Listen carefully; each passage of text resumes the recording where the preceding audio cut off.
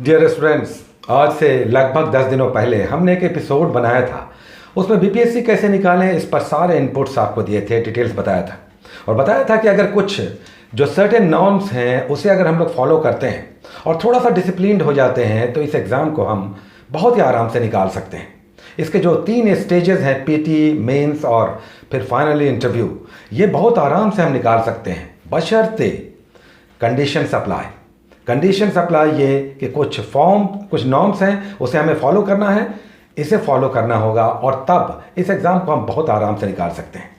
ये 10 दिन टाइम बीत चुका है। हमने आपको लगभग 10 दिनों का टाइम दिया था और कुछ बुक्स सजेस्ट किए थे, कुछ गाइडलाइंस बताए थे।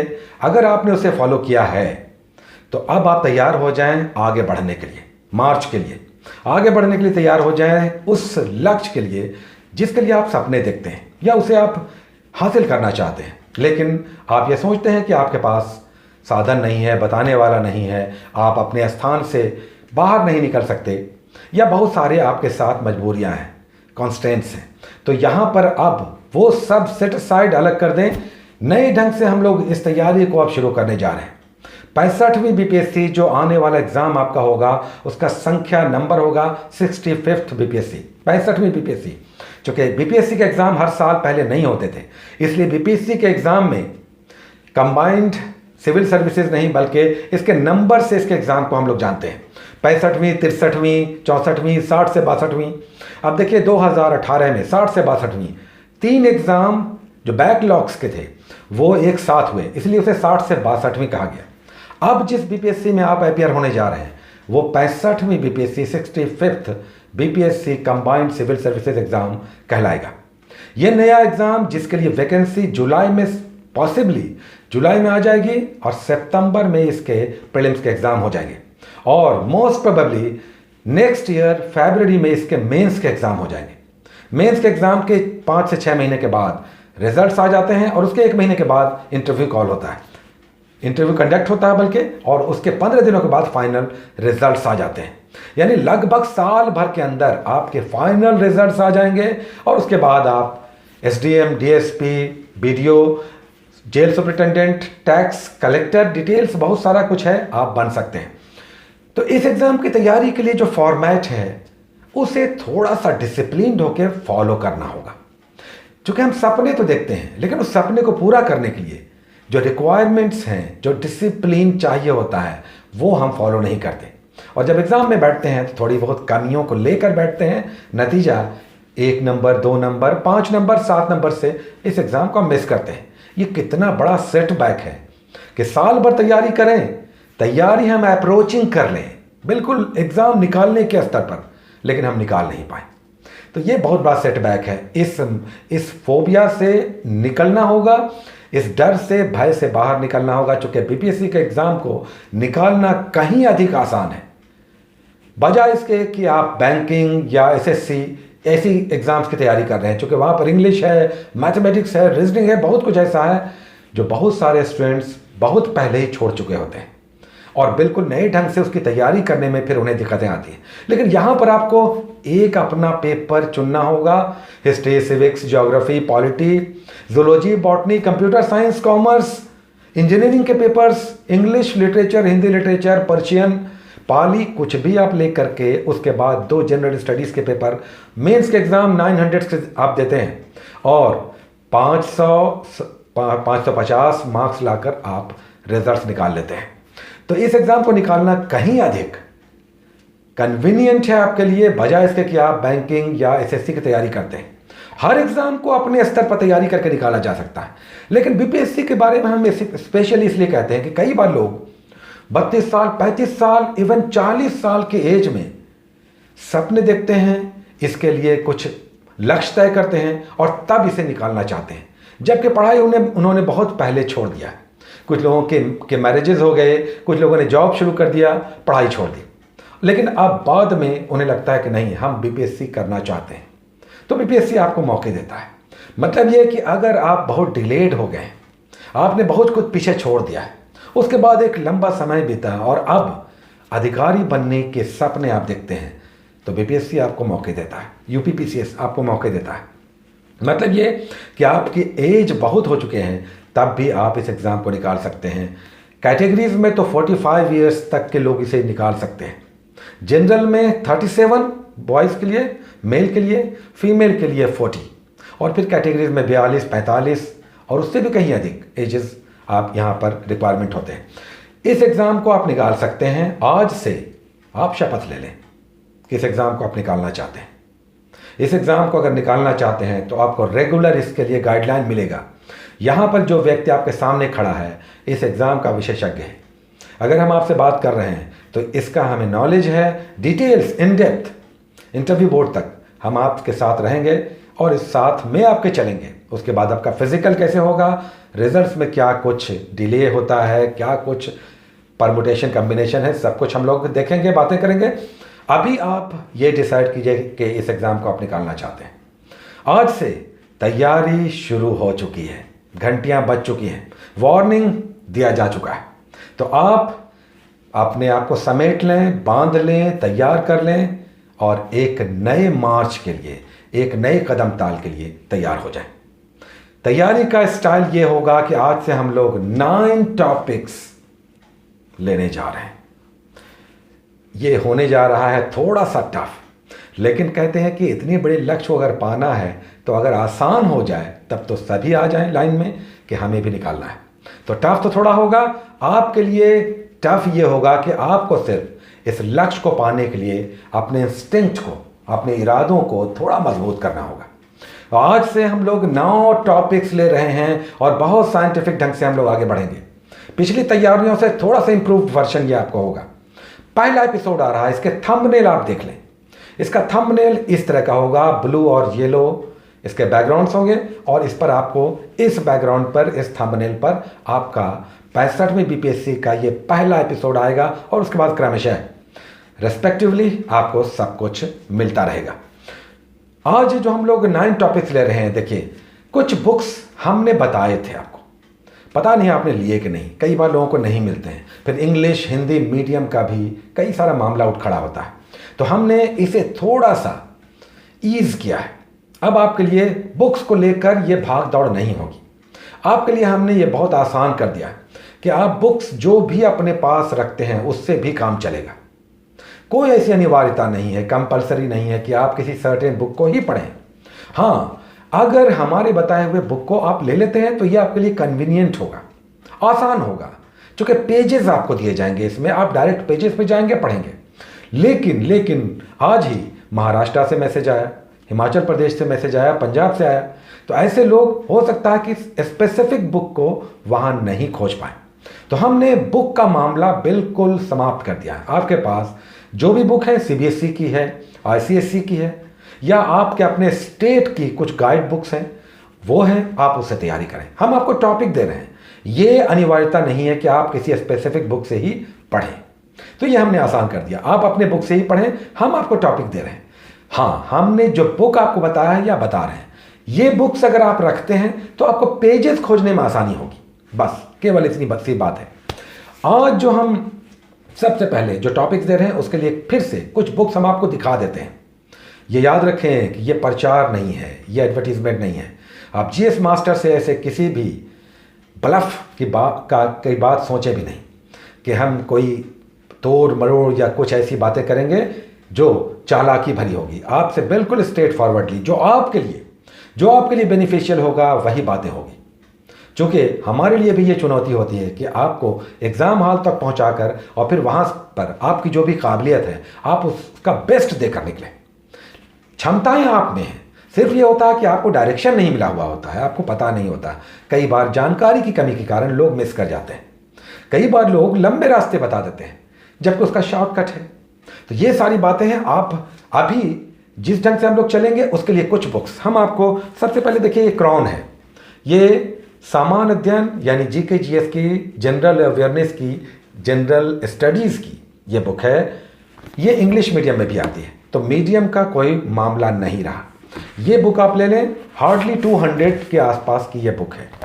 उसके बाद देखिए ये लुसेंट है, लुसेंट ये भी इंग्लिश मीडियम में आती है, ये भी ऑल इंडिया फेम है, तो ये बुक भी आप ले सकते हैं।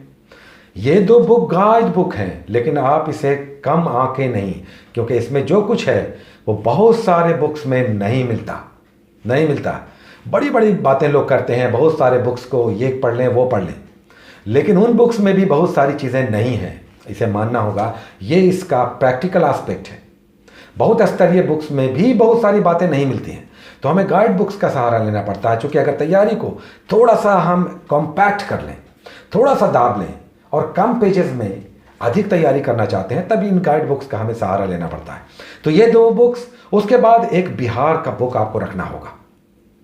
आप जहाँ पे भी हैं, अगर बिहार पर किसी भी स्टेट का पीसीएस आप देते हैं, तो उस स्टेट के पीसीएस का आपको जानकारी रखना होगा। इसलिए कि स्टेट पीसीएस में स्टेट के, राज्य के भी क्वेश्चंस अलग से आएंगे। बिहार से लगभग 15 क्वेश्चंस आएंगे, तो इसे तो करना होगा स्टेट लेवल के प्रिपरेशन से। अब जो दूसरी बुक है हम आपको दिखा रहे हैं, ये भी अगेन क्राउन की बुक है। ये बुक भी अच्छी बुक है, बिहार स्पेशल है, तो आप चाहें तो इसे ले सकते हैं। इम्तियाज़ अहमद की भी आती है, वो भी ले सकते हैं। उसका बिहार नमन एक आती है, वो भी ले सकते हैं। विवास की आती है, विवास की भी अच्छी बुक आती है, विवास पब्लिकेशन, वो ले सकते हैं। स्पर्धा की आती है, वो भी ले सकते हैं। तो बुक्स बहुत सारी हैं, आप अपनी सुविधा के अनुसार ले सकते हैं। हमने इसे ऑप्ट किया है, ये मिल जाए तो it will be much better. उसके बाद आज एक नया कंटेंट जुड़ेगा। ये तो सुपर बुक है, सुपर बुक है, जिसे हीरो हम लोग कहते हैं। ये बुक है इंडिया ईयर बुक। इस बार इंट्रोड्यूस होगा इंडिया ईयर बुक। ये आप देख लें, ये Bharat 2019 India year book. Again English Hindi दोनों मीडियम में आते हैं। ये तो अगर आप कर लेते हैं तो क्या कहने, यूपीएससी लेवल की तैयारी होगी। इंडिया ईयर बुक तो हर पीसीएस एस्पायरेंट को रखना ही होता है, पढ़ना होता है। कई बार लोग रखते तो हैं।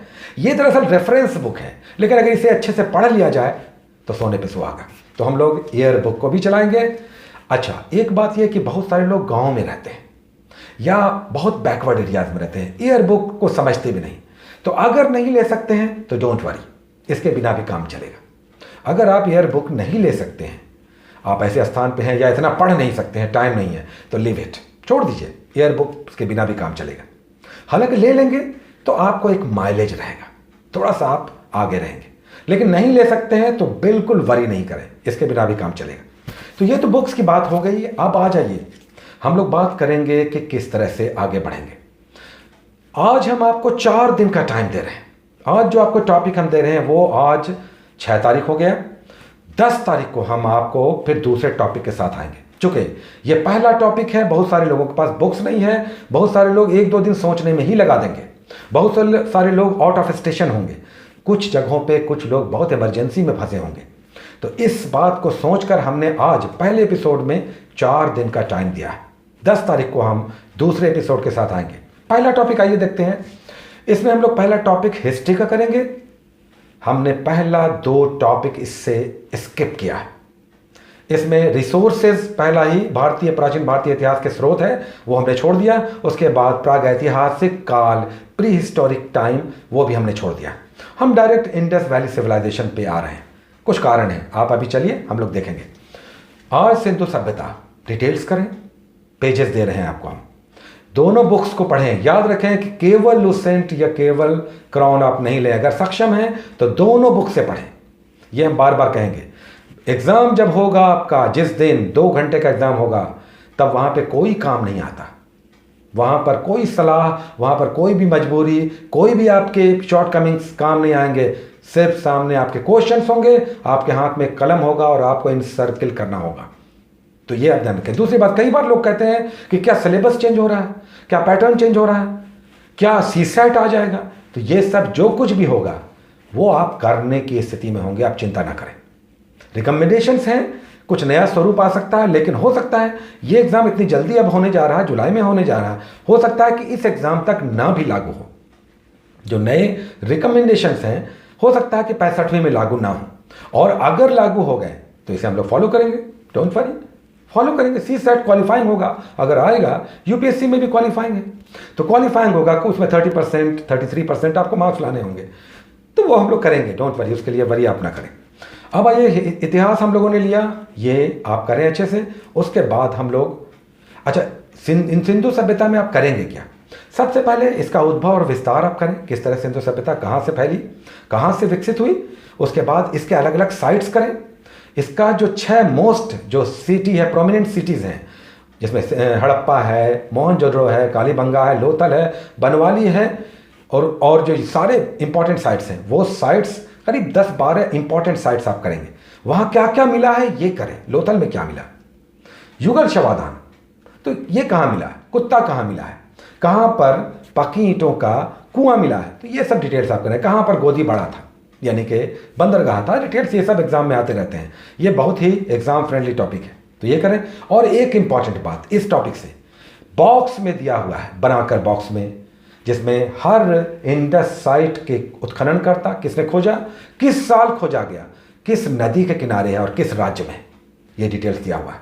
क्रॉन में दिया हुआ है, विशेषकर लुसेंट में भी दिया हुआ है, हर बुक में रहता है। बॉक्स बनाकर ये डिटेल्स आप जरूर करें। अब भोगवा नदी के किनारे कौन सा इंडस साइट है, तो ये सब आप करेंगे। तो ये आप करें सिंधु सभ्यता। उसके बाद नेक्स्ट टॉपिक ज्योग्राफी में हम लोग करेंगे ब्रह्मांड, यूनिवर्स। अभी हम लोग वर्ल्ड हिस्ट्री लेकर चलेंगे। ज्योग्राफी को 2 पार्ट में बांटेंगे, विश्व भूगोल, भारतीय भूगोल।